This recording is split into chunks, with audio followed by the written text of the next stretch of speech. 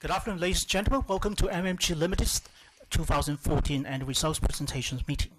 Hosting today's meetings are Mr. Andrew Michelmore, Chief Executive Officer of the company, and Mr. David Lamont, Chief Financial Officer of the company, Mr.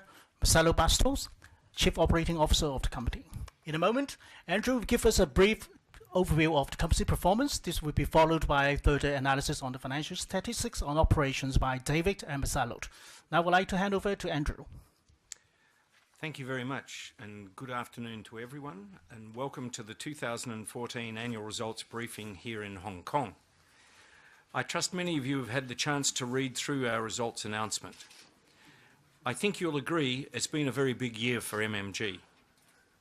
Our 2014 results describe a robust company with strong production and cost control, positioned for the next stage of growth.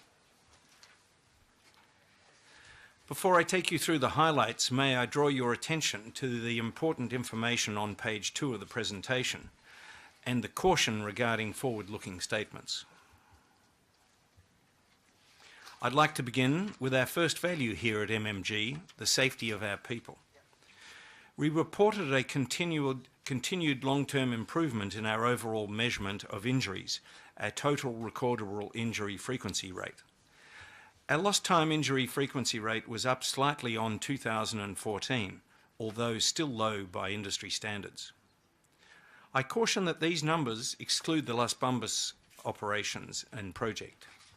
We've excluded them from this comparative analysis as, with a construction force peaking at over 18,000 people, the numbers would strongly skew this data to the positive. Regardless, we continue to experience too many serious and potentially serious injuries across our operations. Injuries sustained at our Kinsevere, Las Bambas and Golden Grove operations left employees and contractors with serious lifelong impairments. We continue to put everything we do as the company through the lens of zero harm and a commitment to minimising exposure.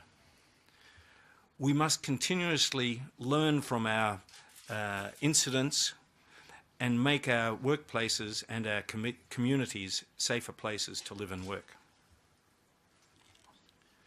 Turning to the headlines for the 2014 results. We delivered strong operating performance in the last financial year. Copper was another record year, with zinc down slightly as we transitioned through the final stages of the Century Mine. While a challenging year for copper prices, MMG maintained a consistent revenue of just under $2.5 billion, with sales at Kinsevere and Century offsetting a reduced sales at Sepon. The total profit for the year was just under $100 million, with earnings per share up 1%. Our operating expenses were well managed despite continuing cost pressures, which were offset to some extent by a favourable movement in the Australian dollar. While current demand and prices remain challenging into early 2015, our confidence in the medium-term outlook for our key metals remains robust. The acquisition of Las Bambas, which was the defining milestone for 2014, is delivering to our long-term growth strategy. It's on schedule to come into production as the market for copper improves. I'll return to explain these highlights in more detail later, but first I'll hand over to David to step you through the underlying financials. Thank you, Andrew. Last night we released our financial results for the 2014 financial year. These results are a continuation of our commitment to shareholders to optimise returns through the safe, efficient and cost-effective manner in which we operate our business. I should point out that all dollar amounts in today's presentation are in US currency, and I will round figures to the nearest whole number as I talk through the slides. Our revenue in 2014 was positively influenced by higher sales volumes in zinc, copper and lead. However, revenue was flat compared to last year, primarily due to the decline in the copper price. We sold 3% more copper at an average LME price some 6% lower than 2013, and we sold 6% more zinc at an average LME price 13% higher than last year.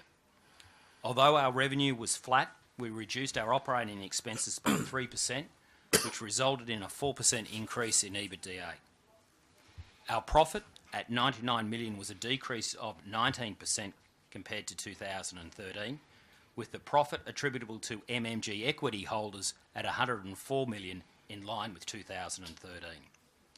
The Las Bambas acquisition decreased profit by $51 million in 2014, which I'll cover in more detail in a later slide.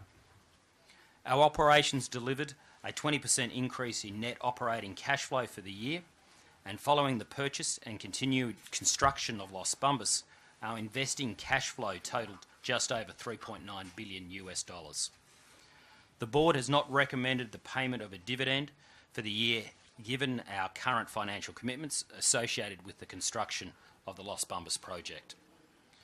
Turning our attention to the major factors which impacted our 2014 earnings compared to 2013, this slide focuses on the major year-on-year variances and starts with our EBIT for 2013 of $278 million. In total, the change in commodity prices had a negative impact of almost $60 million on the 2014 EBIT.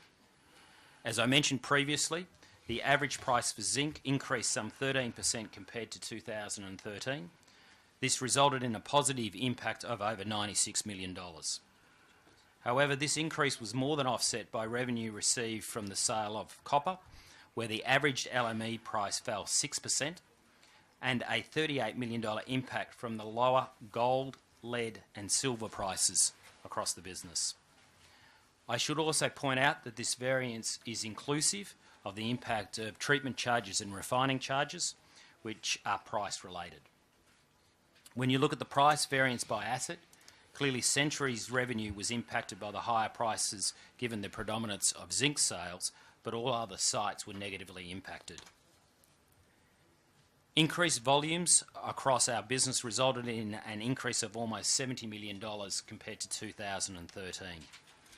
We reported higher sales volumes in all products except for gold due to the closure of the gold plant at Sepon late in 2013. MMG's copper sales volumes increased by 3% compared to 2013 due to the increased production at Kinsevere and Golden Grove, which was partly offset by lower production at Sepon.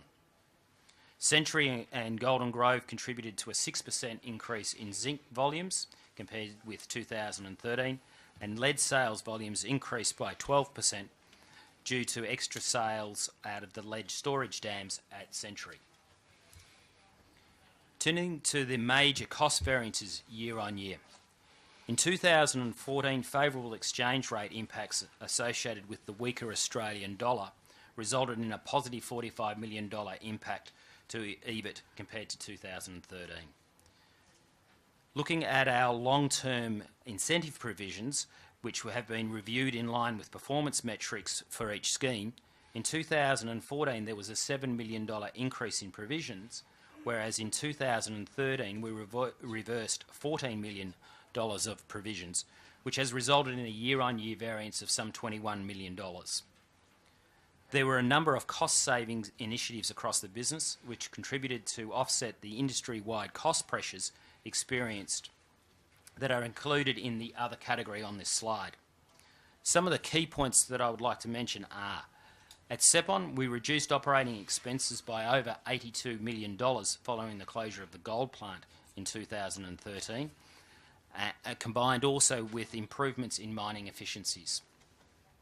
Century's operating expenses decreased by over $20 million due to the continuing tight cost controls, as well as cost reductions leading up to the closure of the open pit mine.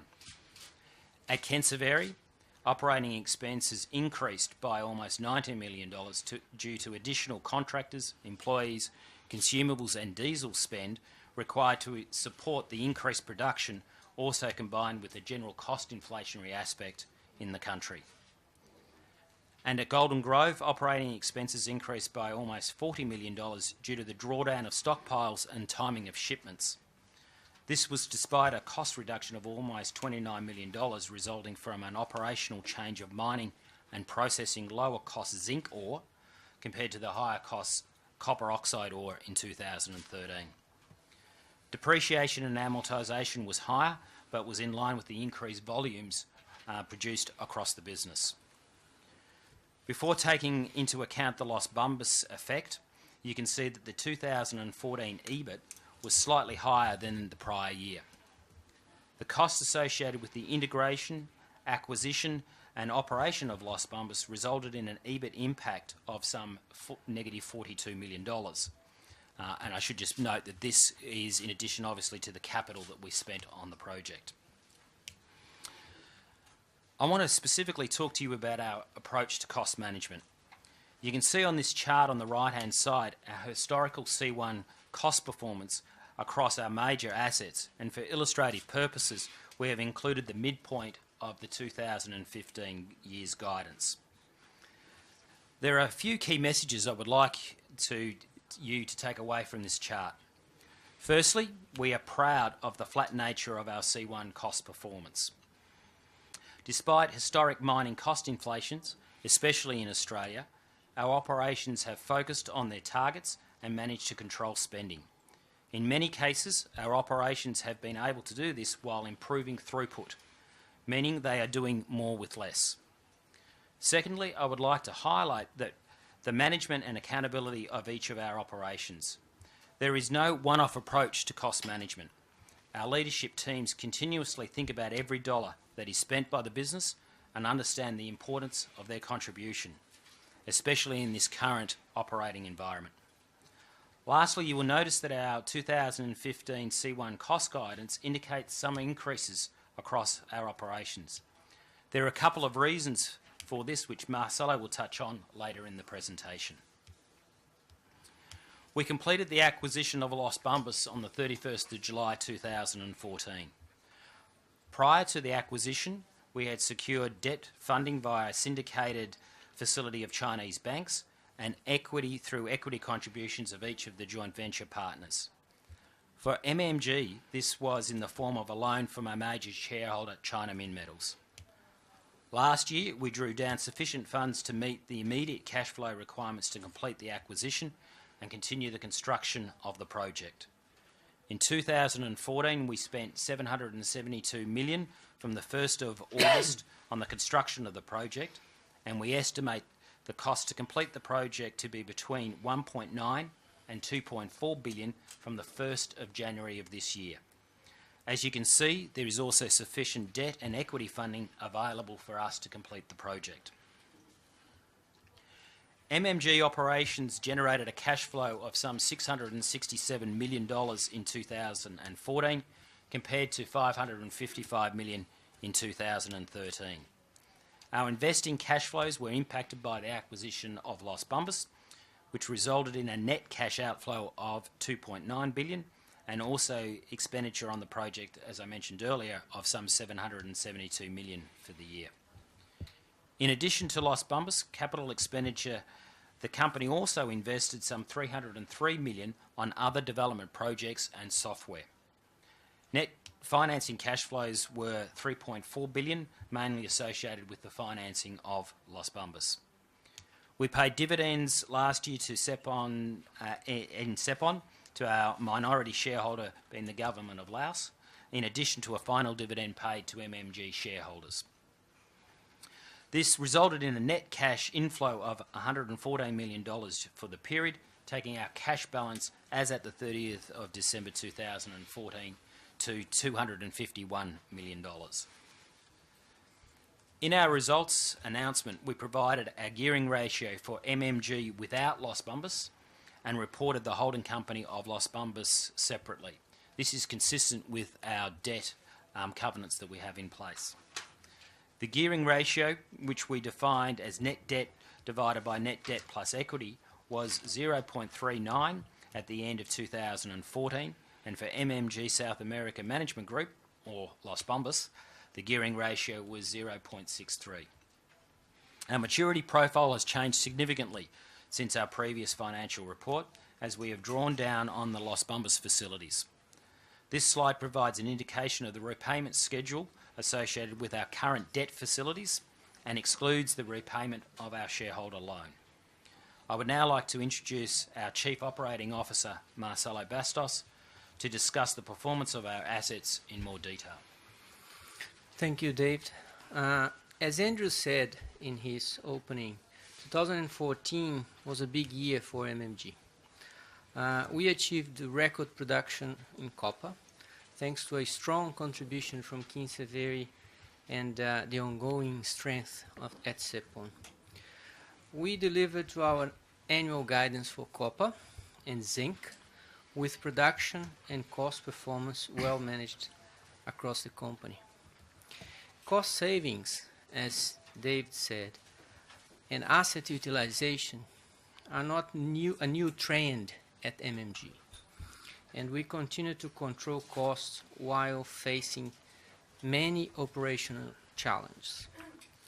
Many of those challenges continue into 2015, including the final mining and production from Sentry Mine, the open pit, in North Queensland, Australia. As a result, our production guidance for zinc will be in the range of 440 to 510,000 tons this year, 15. While Sepon and Kinsevere will be fairly consistent with 2014, a shift towards zinc production at Golden Grove means production guidance for copper will also be down slightly to 166 to 181,000 tons in 2015. Sepon and Kinsevere will continue to be an important contributor, with copper cathode representing a greater share of revenue in 2015.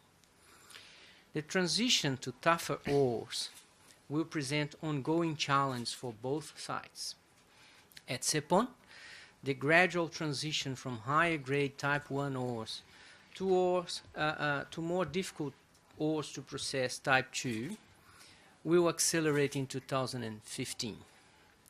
These higher dolomite containing ores are lower grade and require more energy and acid to be processed. As a result of this transition, Sepon's grade will revert toward the long-term reserve grade, and production is expected to be down slightly on last year. The Kinsevere ore body is a wonderful resource with excellent grades. However, it's also facing the challenge of harder to process ores, which impact costs in areas such as grinding and reagents. Power availability continues to drive production stability, and an increasing proportion of supply is now being drawn from the national grid and other international sources to Kinsevere. This is important to Kinsevere's ongoing cost performance. The operations team are focused on extracting the best value and performance out of these plants. We also continue to work together with a significant near mine and regional exploration program to extend mine life. The mines also remain critical contributors to the economic development of their regions. The Australian operations. In Australia, zinc production will remain strong, with Sentry benefiting from continued cost-saving programs as it approaches final production in 2015. The Sentry team is working hard to maximize value from this asset, and I commend them for the results achieved in the difficult final stages of the mining. Rosebery continues to deliver stable production against the challenge of greater seismicity as the mine continues to be developed at a greater depth. Golden Grove will return to greater focus on zinc production in 2015 as development reaches higher grade areas of Gossan Hill underground. Efficiency programs continue to target cost savings across the mines, with near mine exploration programs at Rosebery and Golden Grove critical to the future development. 2015 will be a challenging year for Sentry in Queensland, North Queensland, Australia. Rehabilitation work is well underway as the site reviews options for use of the substantial infrastructure that will remain. MMG is engaging with local and regional stakeholders. In the same state, the trial stoping program at Dugald River was completed in 2014 and provides critical input to determine the future development of the mine. I look forward to discussing the outcomes of the program and the future development pathway of Dugald River later in the year. As we near the completion of mining at Sentry, we have clear estimate of final closure provision, and we have provided an update in the announcement last night. We have also provided an update. So back to you, Andrew. Thanks, Marcelo. Before we open for questions, I'd like to discuss a little bit about our outlook. With Sentry completing in 2015 and Las Bambas due to begin first production in the first quarter of 2016, we will become increasingly a copper leveraged play, at least for the short term. That's important for us, as our views on the long-term copper fundamentals remain unchanged. In 2014, global copper supply continued to outstrip demand. This, together with concerns about the growth of the Chinese economy, the windback of US Federal Reserve stimulus, and lower oil prices, continued to weigh on copper. However, recent Chinese government announcements of further investment in the power grid and a remaining strong outlook for Chinese growth bode well for future demand. In addition, the supply side remains under sustained long-term pressure from disruptions, grade decline, rising costs, and project delays. China is and will continue to remain a key driver of demand. While growth rates are steadily reducing, this is a deliberate and sustainable shift in the economy as the economy progresses towards domestic demand growth and rising consumer spending. China's growth projections remain robust in absolute terms, as you can see on this slide. This chart shows Chinese GDP growth of 7.7% between 2012 and 13, which equates to a total of around $643 billion. When you compare 2013 and 14, you can see that at the rate of growth while the rate of growth has slowed to 7.4%, however, in absolute US dollar terms, the Chinese economy has grown by $673 billion US dollars. To put this into perspective, Chinese GDP grew by the total amount of Switzerland's GDP in 2013. When you look at the forecast for 2015, you can see again in absolute terms, China will continue to grow at a similar rate. We expect the commodity demand focus in China to continue to shift from the construction and steel-intensive commodities such as cement, iron ore and coal towards base metals in the near term. The urbanization and industrialization in China will see robust demand, especially for copper and zinc. That puts our investment in Las Bambas into sharp focus, and I know many of you are watching progress with much interest. Las Bambas is the world's largest copper project under construction. It'll take Peru to be #2 copper producer in the world and add an estimated 2 million plus tonnes of copper during the first 5 years of its operation. As at the close of 2014, construction was 80% complete with the primary crusher, overland conveyor and other key surface infrastructure the main focus. This is the first major mine development in the Apurimac area of region of Peru, and establishing a transparent and long-term community relationship is an important priority. Resettlement of the Ferrobamba community is progressing to plan and causing no delays to the construction schedule.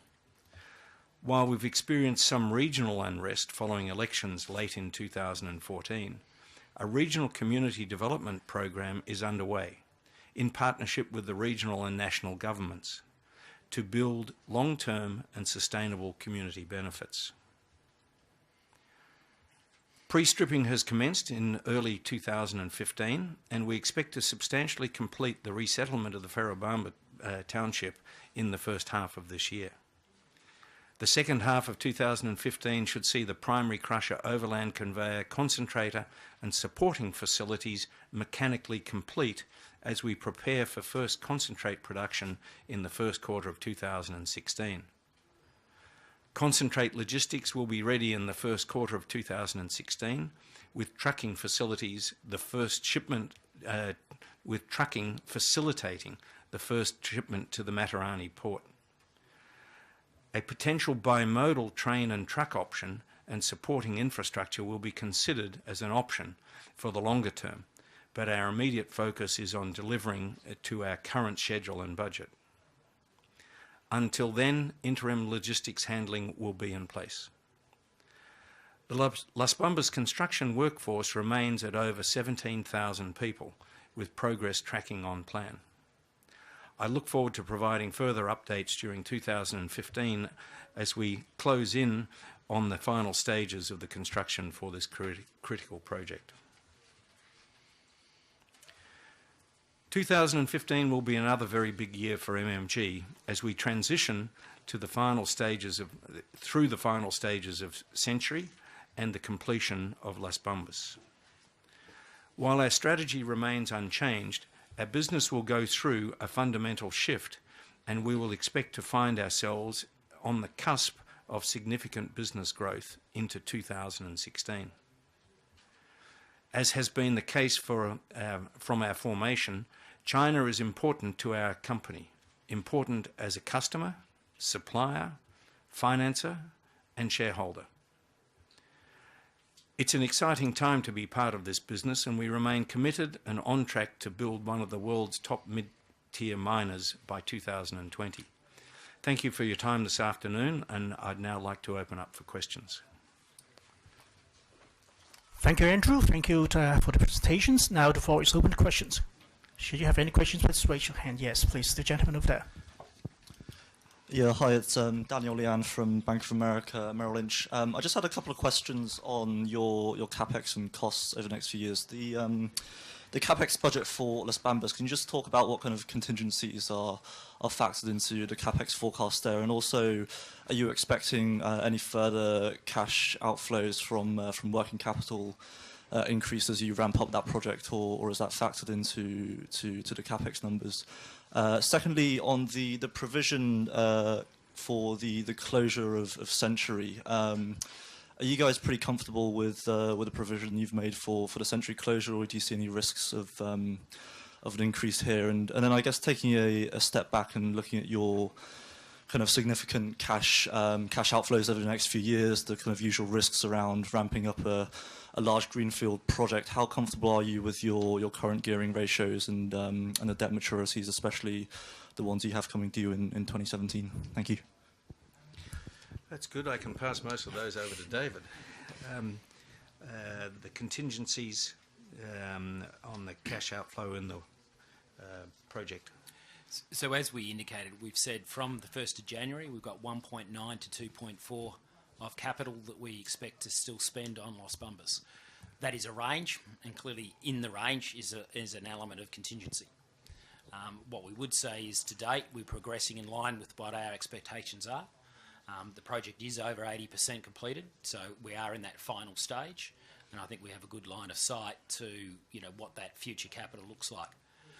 Embedded in our overall funding is what we need also to ramp the project up, and obviously part of that is you do need to build working capital, and that is factored into our overall cash forecasts that we've projected into those numbers.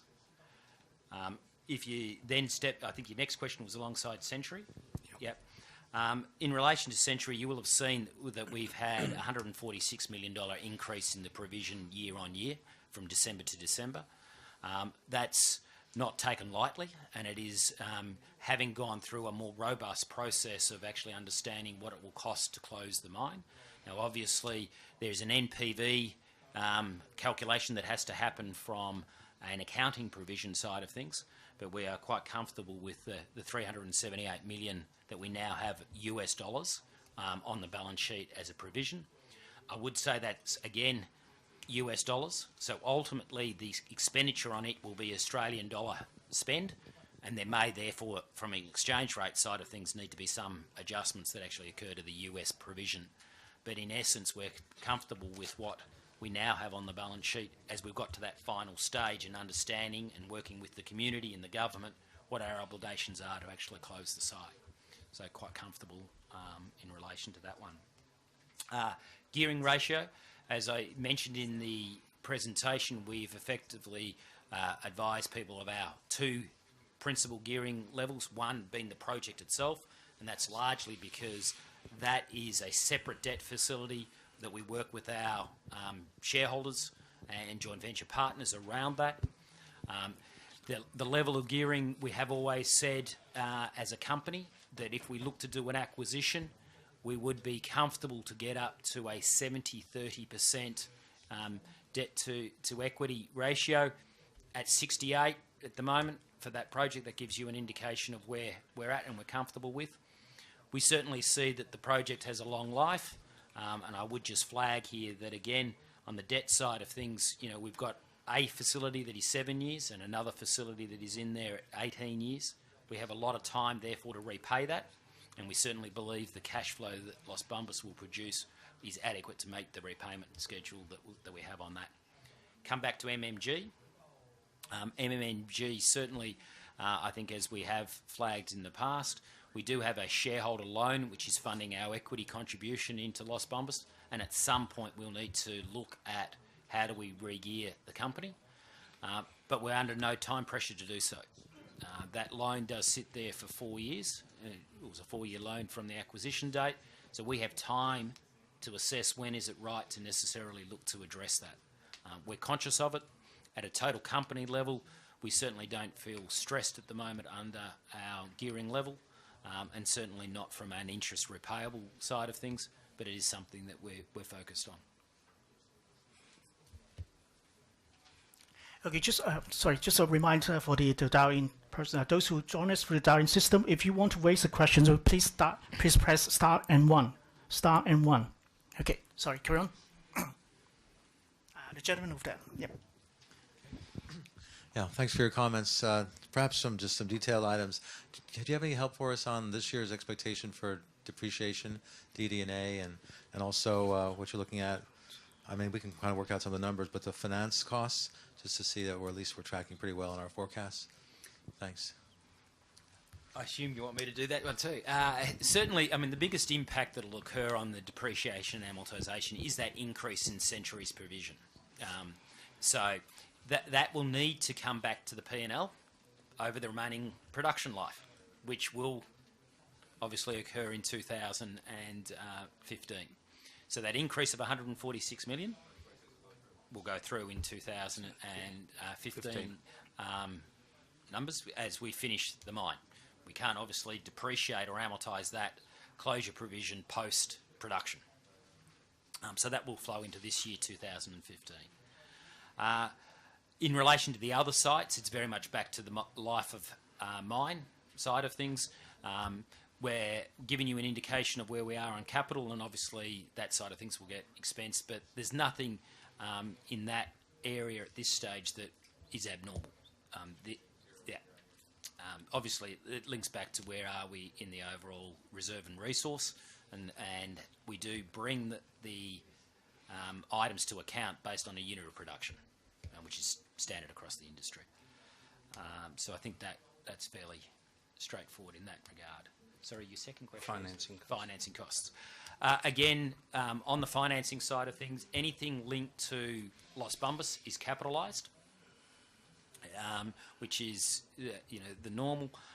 What you will see in the release that we have capitalised interest at a rate of 3%, which is reflective of the underlying cost of that debt, which ties back to the term that I mentioned earlier for the two facilities. And you would expect that applied to the debt, you can work the number out, is the amount that will be capitalised at Los Bambas. There is also a small amount that we capitalise in relation to Doogal River, the facility that we have there, which is drawn at the moment at 250 million. So that will also get capitalised.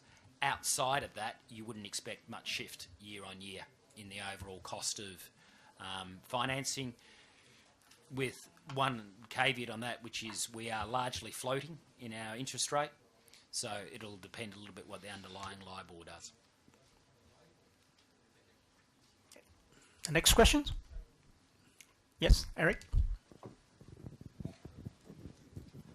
Hi, Eric from the South China Morning Post. The first question is about dividend. The board has not proposed a dividend for 2014, whereas in 2013 is 1 cent US. Can you talk a little bit about your consideration for that decision, and what about going forward? It seems like well, since 80% of the Las Bambas has already been built, why are you still conserving more cash? What's your consideration? The second question is about Century. It's mentioned in 3Q of this year, the open pit mining will end. Can you walk us through a little bit of what will happen in Q4 and into 2016? Is there going to be any underground mining, and what will be the output projection look like? Thank you. Okay, in terms of dividend, we have stated before that we will consider dividends, the board will consider dividends when we take into account our cash generation and our cash obligations going forward. So last year we were able to provide recommend and get approved a 1 cent dividend. We hadn't acquired Las Bambas at that stage. We were still negotiating, so at that point in time we had, looking at our forward projections for our cash requirements, we could see that we could pay a dividend. That's quite different now. 12 months later, with Las Bambas on board, the market tightening up in terms of prices, cash flow from operations much tighter. When we look forward and look at our risk profile going forward in terms of ensuring that we've got the cash to be able to complete our capital expenditure, particularly Las Bambas, then prudent assessment was that no, this is not the year that we should be recommending a dividend. Going forward, once Las Bambas is up and running and generating lots of cash, then we will take that into account and look at our forward projections at that time and the availability of that cash. In terms of the construction, yes, we're 80% complete, but that doesn't, you can make those commitments, but you actually haven't paid that cash out yet. So when you look at the size of the project, the total construction is around $7 billion, plus there's provisions for working capital, as David mentioned, as we start ramping up. We're having to pay for the development, the training of the workforce who are already in there and operating the mine. So yes, there's a significant amount of cash that's being consumed and to the completion of the project before we actually get saleable product and get an inflow of cash. So despite the fact it's 80% complete, you can understand why we still have that cash requirement. Turning to Century, the mine is a discrete block of ore. It doesn't have underground, doesn't go any deeper, doesn't go any wider. We've drilled all around the area. It is a discrete block of ore that came from somewhere else. And we haven't been able to find where else the other bits are. And that's the exploration over the last 25 years plus. So once this block of ore runs out, that's it. It's finished. We don't go underground. We don't go sideways. We don't go anywhere. It's finished, done, complete, no more. So I think the market keeps thinking, Century will add another year and another year. No, if you're writing it in the paper, please write, it stops, it runs out, there is no more, because a lot of the market is still thinking, there's more to be found. So the mine actually stops around the middle of the year. We then process the residual bits of ore that we've dug out and got on the stockpile, but that's it. So there's no zinc from Century in 2016. Okay. Any further questions? Very clear. Yes. Yeah, I was just wondering, in this environment of very low metal prices, what is your observations with respect to other operations in Brazil or around the world where we've only begun to see the beginning stages of, well, we've had CapEx cuts, we've had Rio Tinto do another, excuse me for mentioning another big mining company out there, but big cuts in their CapEx, layoffs, but we haven't yet quite seen the, we've seen some production. I think Kennecott had some reductions a little bit around the edges. What's your sense of the stress in the industry right now, and over the next 6-9 months at these relative price levels, what do you expect we'll see in terms of perhaps more supply disruptions, or perhaps maybe there's even some companies or opportunities out there for examining M&A? I don't know. Obviously, you have a lot on your plate right now, but these are the times that things will look interesting. Who knows? Yes, Alex, I think all your comments are pertinent, and I think in terms of the market, the sizzle has gone out of the market with the sentiment, certainly driven by iron ore and coal that had committed huge capital investments and growth and capacity increases, and almost done at any cost because the margins were so high. What we're now seeing is, as the margins have been squeezed and actually removed in total, that there's a lot of pressure. In zinc, during that period when iron ore and coal was high, we were dealing with 85-cent, 90-cent zinc, very, very small margins, and the industry was being squeezed. It was a bit better last year at over $2, over $2 I wish, over $1, over $2,000 a tonne, but the base metals were under much more tight margins. And didn't go into those massive investments. Yes, in copper, there were some investments, and I think what we're seeing in copper is the squeeze on some of those projects, that the cash, the funding, the timing is all being pushed out. People don't have the cash flow or can get the financing for those projects. And so while copper, with those projects, was looking at coming into a surplus, which it is this year, I see that surplus disappearing very quickly.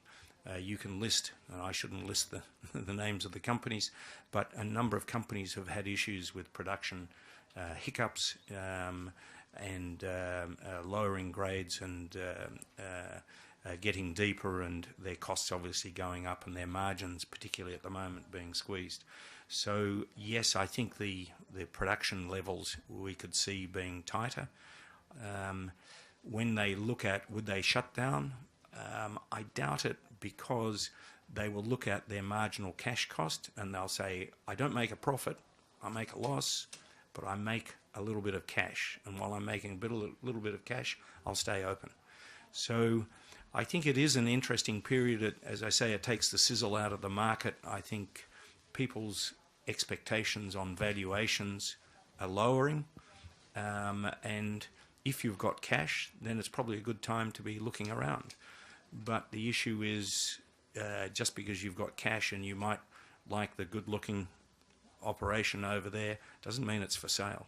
So I think there are a lot of people saying they're cashed up and they're looking around, but as we know over the last 5 years, clearly stating that we wanted to grow, it's difficult. And to find something that you don't destroy value on, and that it's available, and that you are successful, is actually a real challenge. So come back to us. We're focused, number 1, number 2, number 3, Las Bambas. Get it up and running and getting it generating cash. And in the meantime, every other focus is on the rest of our operations and our activities to ensure we don't have hiccups and that we generate the cash that we need to continue to run the business. Yes, the gentleman over there. Yes, from Merrill Lynch. Hey, can I ask, do you have any thoughts just on the shorter term outlook for the zinc markets? So obviously we've seen steel being quite weak in China over the last few months, and it's not just the construction related segments, right? You've seen Dow Steel cut their prices again today. So you're seeing kind of galvanizing margins coming under pressure in China, and is that impacting your outlook for zinc demand just in the short term? we don't sell zinc metal, so we don't get direct interaction with the galvanizers. We sell the zinc concentrate to the smelters. What we're seeing is that in China, so it's interesting. So on the zinc metal market, there was a deficit last year. But in the zinc concentrate market, from all our feedback, we were seeing the ability to build up stocks at smelters. So one was tighter and the other one was readily fed. I think what we're seeing in China is the cleanup of a lot of the smelters, particularly for the environmental emissions, air emissions from the smelters. Certainly when our marketing team goes around, that's the first thing every one of the smelters mention. So I think in doing that, they've been cutting back production. And so that's what's helped to make the tightness in the market on supply of metal, whereas the concentrate has been available. I think also smelters are stocking up in advance of Century finishing, because suddenly 500,000 tonnes come out of the market of very clean concentrate that can be blended. So I think everyone's wanting to be well prepared for that and not get caught out. In terms of the demand side, the consumption of zinc, China's got relatively low-tech galvanizing facilities. For example, in the United States and Europe, 80% of all motor vehicle steel is zinc coated for corrosion resistance, high quality, high performance steels.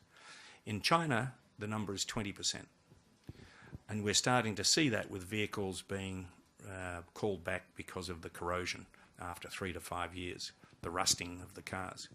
So what's happening is the transfer of technology into China to be able to improve the quality of the steels, improve the efficiency and the quality of the galvanizing.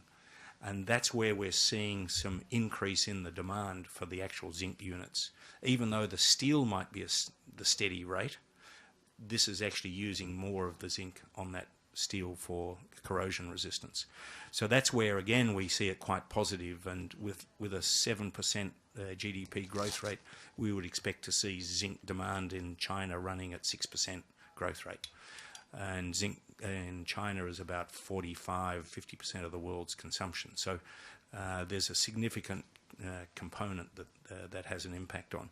So net, we're actually quite positive about the zinc side. And then when you take into account the number of mines that are shutting down over this 5-year period, and the fact that we're not seeing any new mines coming on of any significance, we believe the fundamentals are going to get quite tight. Just a reminder to our participants online, if you want to raise questions, please press start and 1. Start and 1. Yes, the gentleman at the back over there. Yeah, just one question regarding the EBITDA margin. And I see this year the EBITDA margin is 31%, which is an increase with respect to the previous year. And what is your view on the EBITDA margin this year, especially after the closure of Century and after the launching of Las Bambas? Do you see? Do you think MMG can keep the EBITDA margin at this relatively higher level? Thank you. The first comment is Las Bambas won't impact 2015 EBITDA margin. That will obviously flow into 16. What I would say to you is we traditionally make a higher margin on our copper business than we do on our zinc business. So the biggest impact that you'll see in 2015 will be the fact that we won't have a full year of Century, which, as I say, will probably mean that the margin will actually go up because we'll have more copper that we make a higher margin on through the Kinsevere operation and Sepon versus what we do make in the zinc side of things.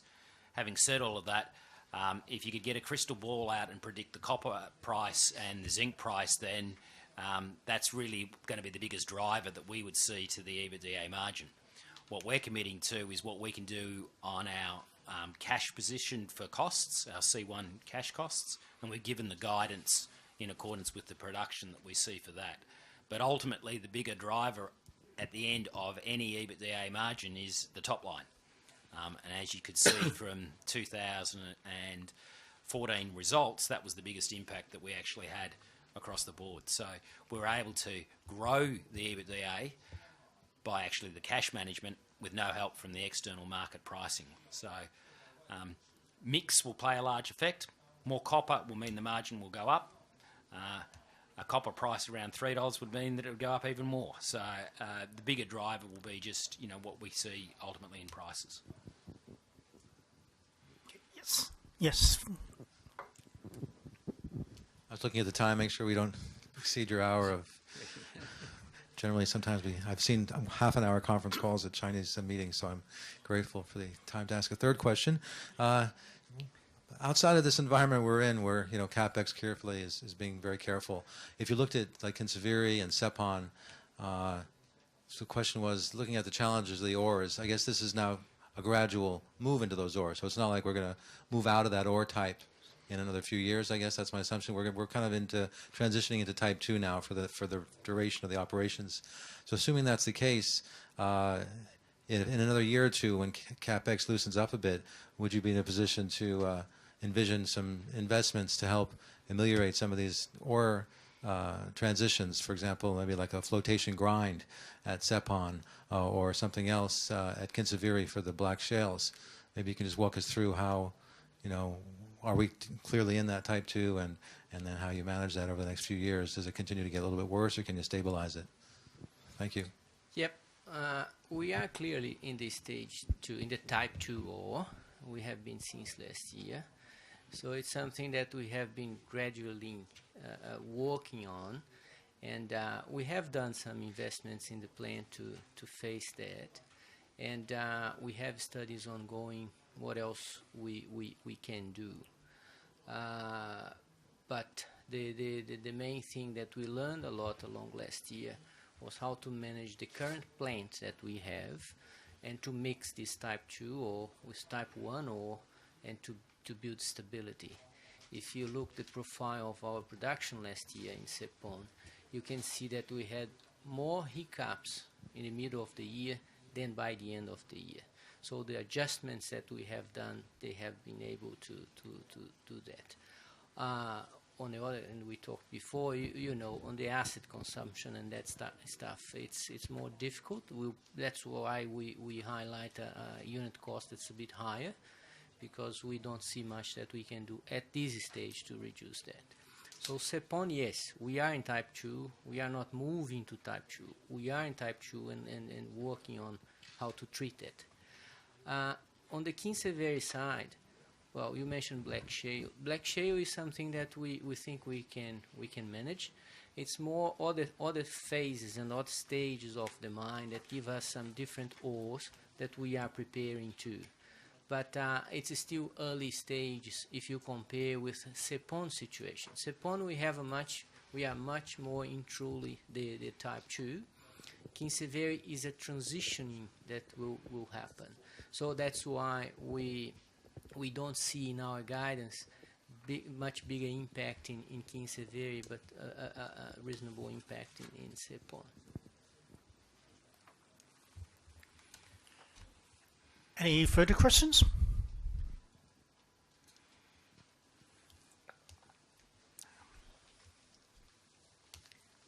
It seems there's no questions from our dial-in participants. And is there any other questions from the floor?